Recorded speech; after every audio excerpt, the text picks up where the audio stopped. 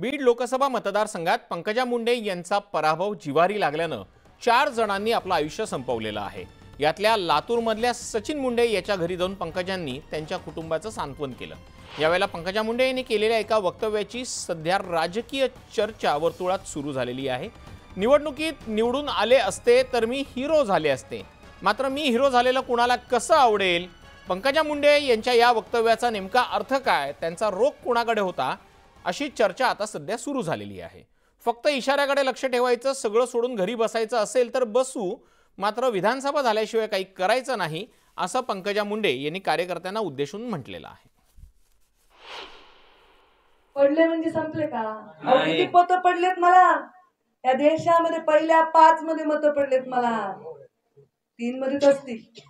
6,77,000 मत आहेत ना, मला 3,000 मत कमी पडले, नाही तर निवडून आले असते।